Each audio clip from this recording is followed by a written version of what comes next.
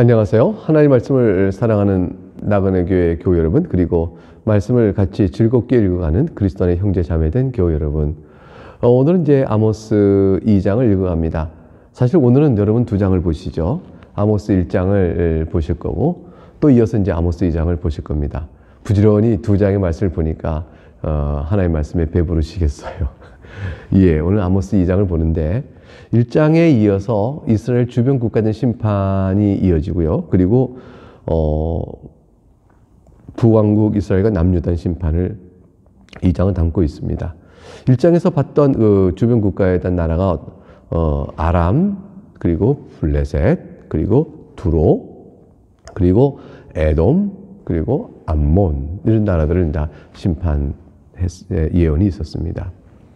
이제 2장의 처음에 시작되는 나라는 이 5나라에 이어서 모압이라는 나라의 심판으로 시작이 되어집니다. 1절부터 보겠습니다. 역시 고정된 표현들이 다시 반복돼 나옵니다. 여호와께서 이와 같이 말씀하시되 모압의 서너 가지 죄로 말미암아 내가 그 벌을 돌이키지 아니하리니 이는 그가 에돔 왕의 뼈를 불살라 죄를 만들었습니다. 이게 무슨 말씀일까요? 모압은 우선 롯이 큰딸과 동침하여 낳은 그 아들의 이름이 모압이 이제 시초가 된 민족입니다. 이 모압은 이제 그 암몬과 형제 국가죠. 그러니까 다 롯의 후손인 거죠. 근데 이 모압은 그모스라는 우상을 섬기고, 우리가 앞서 1장에서 봤던 암몬은 몰렉이라는 우상을 섬겼는데, 이 두 나라는 혈통적으로 가까운 나라일 뿐 아니라 실제 모든 정치, 상업, 또 종교적 타락에 있어서 완전히 쌍을 이루는 그래서 같이 어울리는, 마치 한 나라처럼 이렇게 돼 있는 그런 나라였어요. 민족은 서로 형제, 조상이 다르니까 이제 조상이 형제지만 이렇게 구별되니까 민족은 따로 구성되고 이름은 따로 갖고 있었지만 하는 행태나 여러 가지는 거의 한 나라처럼 움직여 갔습니다. 특히 이 암몬과 모압은 우상 숭배의 악함이 극에 달했고 북왕국 이스라엘과 남유다까지 영향을 미치는 그런 악함이 강했던 그런 민족들입니다. 하나님의 이제 심판을 받지 않을 수가 없죠. 이스라엘에 미쳤던 저들의 정치적 군사적으로 대립 관계를 넘어서서 저들이 미치는 악한 영적 영향까지 생각하게 되면 하나님께서 심판을 내리지 않을 수가 없는 그런 민족들입니다. 2절에 내가 모압에 불을 보내리니 그리옷 궁궐들을 살리라. 모압이 요란함과 외침과 나팔 소리 중에서 죽을 것이라 그랬습니다. 하나님의 심판의 내용이 어떨지 불을 보내린다는 말씀을 통해서 이미 상징적인 의미이며 실제로 전쟁의 폐허상을 표현한다고 말씀드렸습니다. 3절 내가 그 중에서 재판장을 멸하며 지도자를 그와 함께 죽이리라. 여호와께서 말씀하시니라. 여호와께서 말씀하신 이 일이 그대로 다 이루어지고 다 멸망에 들어가게 되어지죠. 이제 이와 같이 주변 국가에 대한 6나라의 심판의 예언이 다 끝났습니다. 사실 이제 그 아람이나 블레셋이나 그다음에 두로나 그다음에 이렇게 에돔, 모압, 암몬 또 모압 이렇게 이어진 전체 구조는 북이스라엘과 유다의 완전 주변 국가인데 그들을 심판하신 심판의 잣대로 너희는 어떠냐 이렇게 보시는 거예요. 하나님께서 너희는 다르냐. 남유다부터 시작합니다. 남유다를 통해서 너희는 다르냐. 내가 너희를 어떻게 대했느냐. 언약 백성이요 내가 너희를 위하여 내 율례를 가르쳤고 저들과 구분하여 거룩한 나의 백성이 되도록 내가 너희를 불렀으며 오히려 너희는 나의 제사장 나라가 되어서 저들에게 나의 선한 교훈을 전하고 그레들 나라로 불렀는데 너희는 다르냐. 너희 이렇게 말씀하시는 거죠. 그러니까 아모스 때 여로보암 2세 때 북이스라엘 생각해 보세요. 얼마나 우상 숭배에 극심한 타락을 했습니까? 거기에 똑같이 주께서 말씀하시는 거예요. 사실 그 당시 이 북이스라엘 남자의 타락상에 보게 되면 그저 여호와 하나님을 안 믿는 게 아니고 불신앙 정도가 아니고 여호와 하나님 신전에다가 나중에 망할 때 우리 열왕기 하에서 다 봤잖아요. 아예 남유다는 타락해서 바벨론 멸망하기 직전에는 여호와 신전에다가 이런 신전을 갖다 세우는 거예요. 아세라 목상을 세우고 바알신을 섬기고, 그리고 아예 자기 아들을 몰렉 신을 섬기는 것처럼 암몬처럼 그들을 따라서 자식들을 불에 지나가게 하기도 하고, 이 추악한 죄를 다 범한 북이스라엘과 남유다 향해서 하나님께서 너희는 다르냐 이렇게 말씀하시는 형태로 이제 압박해서 심판을 주러 오시는 겁니다. 이제 4절부터 내용을 볼까요? 여호와께서 이와 같이 말씀하시되 유다의 서너 가지 죄로 말미암아 내가 그 벌을 돌이키지 아니하리니, 이는 그들이 어떤 죄였을까요? 여호와의 율법을 멸시하고 율례를 지키지 아니하고 그 조상들이 따라가던 거짓 것에 미혹되었습니다. 이 조상들이 따라가던 것이 바로 뭘까요? 우상숭배입니다. 그러니까 출애굽하여 광야에 있을 때도 금송아지 만들어 우상숭배했잖아요. 그 뿌리 깊은, 얼마나 하나님 언약 백성을 한 자들이 유다에서도 우상숭배가 뿌리 깊게 조상들이 따라가던 거니까 너희는 항상 그랬다라는 말씀하신 것과 똑같은 겁니다. 하나님의 심판이 5절에 내가 유다에 불을 보내리니 예루살렘 궁궐을 살리라, 똑같은 하나님의 심판의 말씀이 주어졌습니다.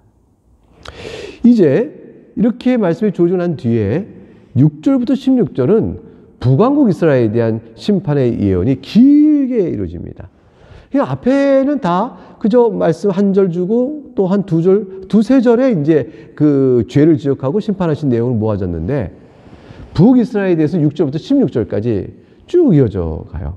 이렇게 많은 내용이 나와 있는 것은 아모스 선지자의 그 사역의 중심이 북이스라엘 향하고 있음을 이렇게 보여주고 있는 것이라 할 수 있겠습니다. 6절부터 살펴보겠습니다. 여호와께서 이와 같이 말씀하시되 이스라엘이 서너 가지 죄로 말미암아 내가 그 벌을 돌이키지 아니하리니, 이는 그들이 은을 받고 의인을 팔며 신 한 켤레를 받고 가난한 자를 팔며, 이게 다 뭐죠? 경제적인 불의, 탐욕에 의하여 완전히 굴절된 경제 정의를 말하는 것이죠. 은을 받고 의인을 팔니 이들은 돈에 눈이 어두워 공의를 굽게 하는 일을 서슴지 않았고, 신 한 켤레 받고 가난한 자를 파니 그 욕심, 신 한 켤레 욕심이 나서 작은 탐욕이라도 있으면 가난한 자라도 벗겨 먹었다, 이런 얘기가 되는 것이죠.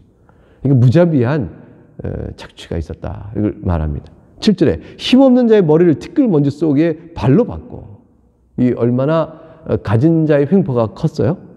연약한 자의 길을 굽게 하며 공의에 따라 심판받지 못하도록 하는 것이죠. 아버지와 아들이 한 젊은 여인에게 다녀서, 이게 무슨 말인가요? 한 젊은 여인의 아버지도 다녀서 관계를 맺고 아들도 따라가서 관계를 맺으니 부자 간에 한 여인을 이렇게 관계 맺은 그런 악행을 행했다.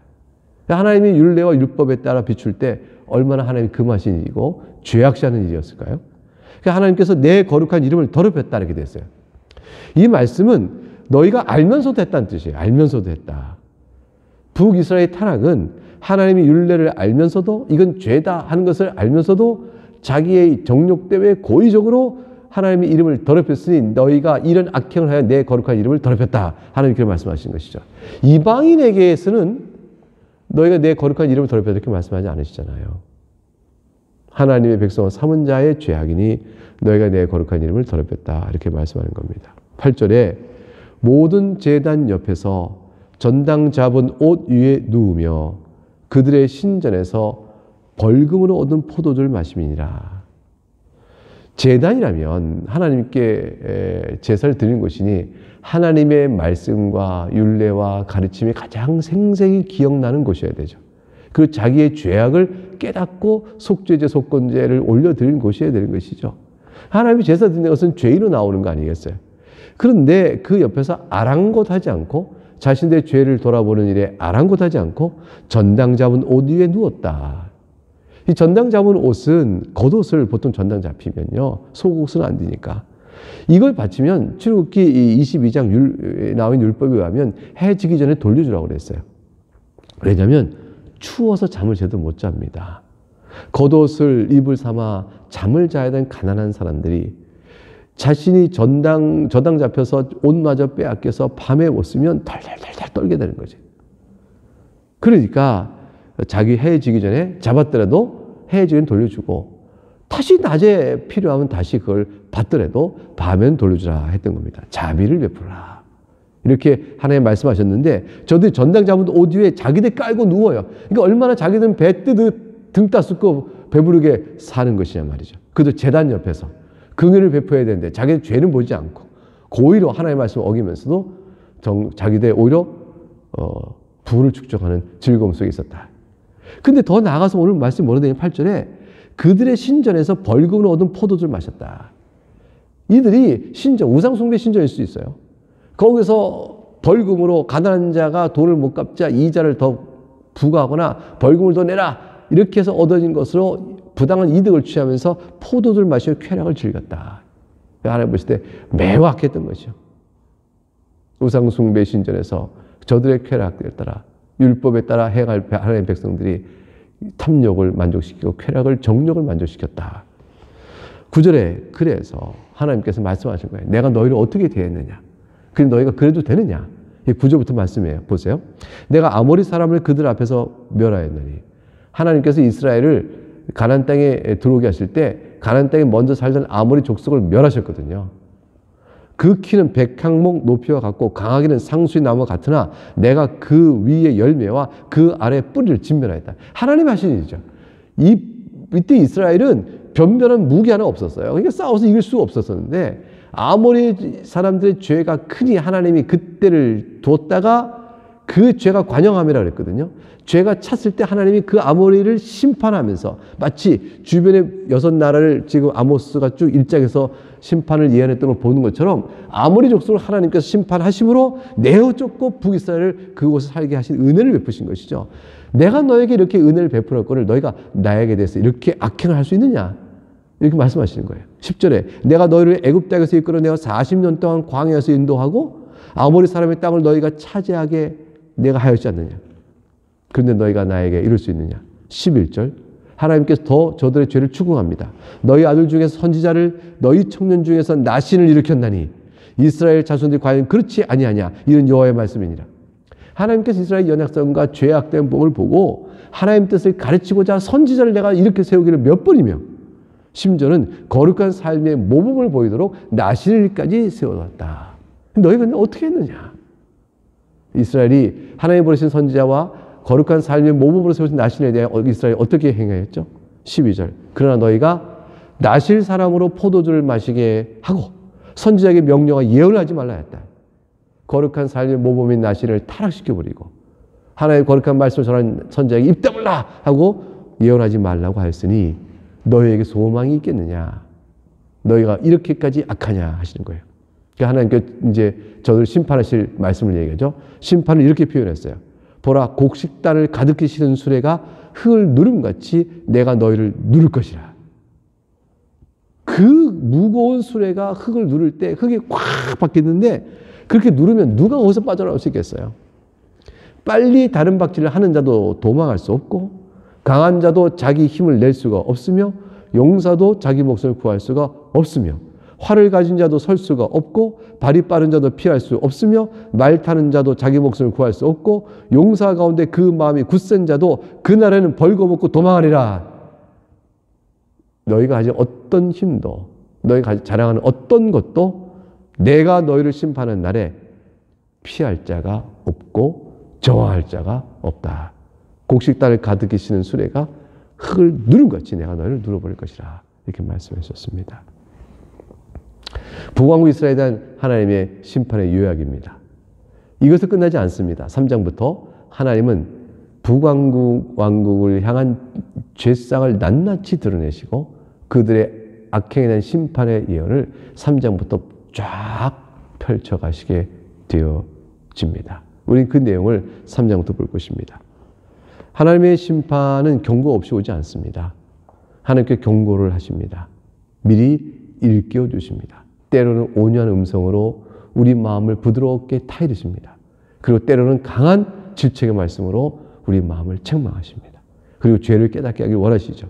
그 거듭된 권면과 경고에도 불구하고 그 보내신 선지자적 음성과 그 세우신 나신의 거룩한 모범을 보이는 아름다운 성도의 본을 보고도 저들 끝내 돌이키지 아니하면 하나님의 심판이 내리시게 되어지죠. 심판은 피할 자가 없습니다. 하나님의 징계를 어떻게 피하겠어요? 택하신 자에게는 하나님께 징계를 내리시고 거짓된 신자는 이로 해서 버림이 되어질 것인데 하나님의 말씀을 들을 때 은혜로 알고 하나님의 말씀 들을 때 살 길을 찾아 나갈 것입니다. 하나님 앞에 나와 머리 숙이는 자고 겸손히 무릎을 꿇고 죄를 고백하고 용서의 은혜를 구하는 자는 그리스도 안에서 다 용서받습니다.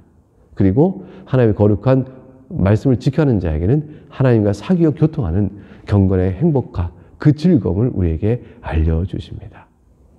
우리가 이 말씀을 살피면서 그런 교훈을 받습니다. 우리를 구원하신 예수 그리스도의 그 깊고 놀라우신 은혜를 함께 찬송하는 오늘 하루가 될 수 있기를 주의 이름으로 축복합니다. 감사합니다. 샬롬.